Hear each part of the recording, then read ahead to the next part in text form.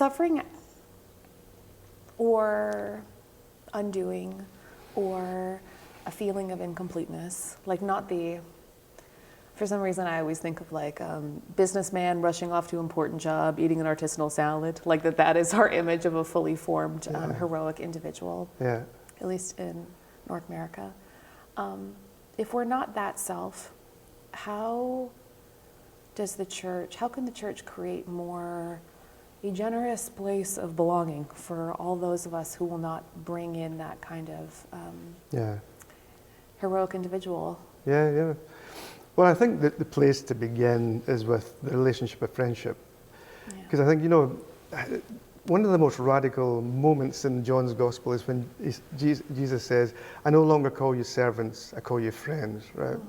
And so God, who creates the universe, who comes into the world, calls his creatures friends. I don't know if we take that seriously enough. Right?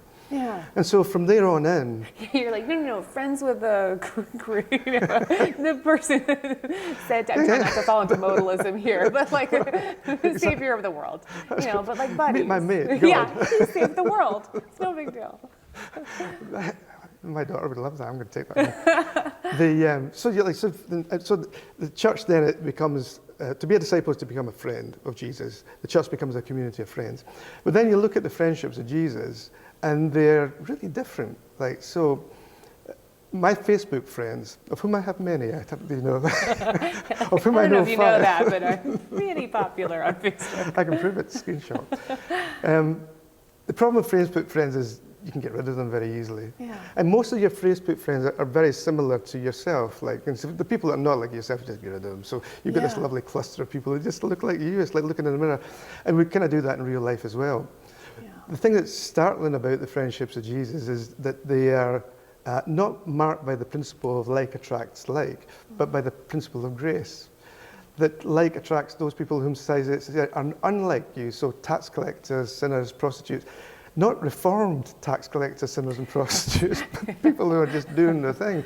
And it's through that friendship that they begin to encounter who Jesus is. And I think that's the heart of belonging, recognizing that we are, as a church, the community of the friends of Jesus, and that Christ-like friendship doesn't look like the kind of friendships we're used to. Yeah. And that's the radical edge, I think, in principle, that we have to offer to the world in terms of belonging, because that's when people really can find a space through that kind of relationship. Yeah. We, when you describe that kind of unlikeness and the way that it forces us to belong to each other, thinking of my friend Roger, who passed away last month. He was the librarian here at the Divinity School. And Roger and I didn't have that much in common.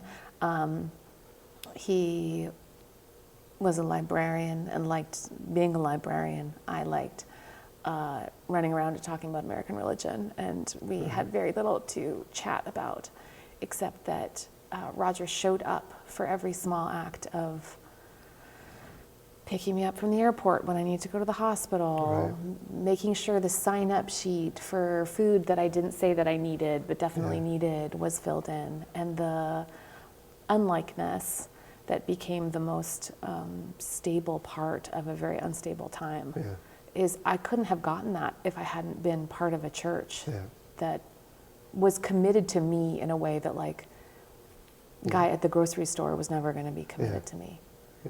He like made some kind of weird covenantal promise at the beginning of time to actually care about my stupid problems. So it's so nice for me to be in this room where this is all his work.